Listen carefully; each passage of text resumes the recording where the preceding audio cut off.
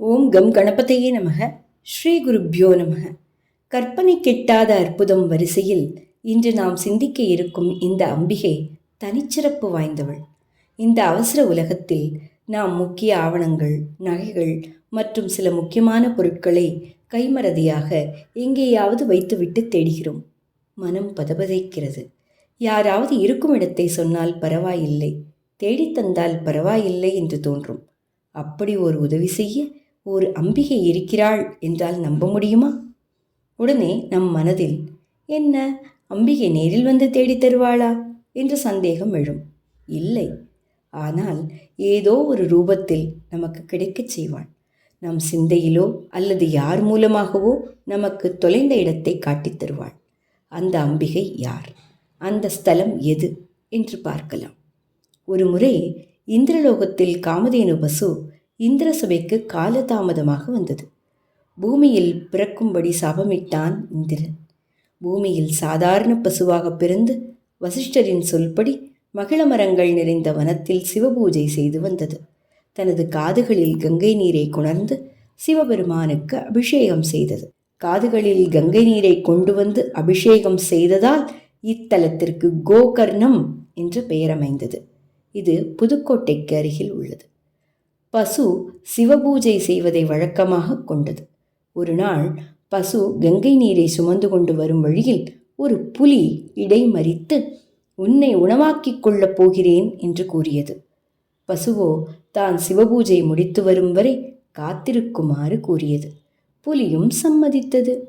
சிவபூஜை முடித்துவிட்டு திரும்பிய பசுவிற்கு புலி தனது சுயரூபத்தில் காட்சி தந்தது. ஆம், அது புலி அல்ல, புலி ரூபத்தில் வந்தது சிவபெருமானே, கோகர்ணேஸ்வர்.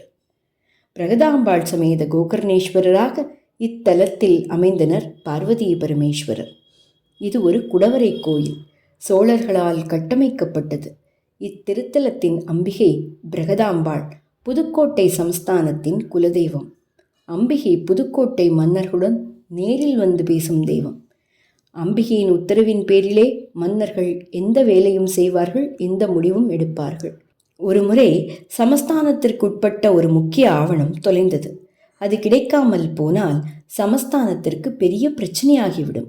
அப்போது ராஜாவாக இருந்தவர் தனது குலதெய்வமான பிரகதாம்பாளிடம் வெள்ளக்கட்டியில் பிள்ளையார் செய்து வைத்து அவளை வேண்டினார். வேண்டுதலை சட்டென்று நிறைவேற்றும் தெய்வம் குறைந்த காலத்திலே அந்த ஆவணம் கிடைக்கச் செய்தாள். அம்பாளின் காருண்யத்தில் மனமகிழ்ந்து செப்புக்காசில் அம்மனின் உருவத்தை பொறித்து வருகின்ற பக்தர்களுக்கு பிரசாதமாக வழங்கினர் புதுக்கோட்டை மன்னர்கள். அன்று முதல் அரேனா காசில் அம்மன் உருவம் அச்சிடப்பட்டு பிரசாதமாக வழங்கப்படுவது நடைமுறைக்கு வந்தது. அரைக்காசில் அம்மனின் உருவம் பொறிக்கப்பட்டதால் இவ்வம்பிகை அரைக்காசம்மன் என்று அழைக்கப்பட்டாள். இன்றும் நாம் எதையாவது ஞாபக மறதியாக தொலைத்துவிட்டால் ஒரு வெள்ளக்கட்டியில் பிள்ளையார் ஒழித்து அரைக்காசம்மனுக்கு வைத்தாள், அது உடனே கிடைத்துவிடும் என்பது நம்பிக்கை. கோகர்ணம் பிரகதாம்பாள் இன்று நாடு முழுவதும் பல்வேறு இடங்களில் அரைக்காசம்மனாக அருள் பாலிக்கிறார். சென்னையில் வண்டலூருக்கு அருகில் அரைக்காசம்மனுக்கென்று ஒரு தனி கோவில் உள்ளது. அதில் 107 சக்திகளுடன் 108வது சக்தியாக எழுந்தருளினாள் அரைக்காசம்மன்.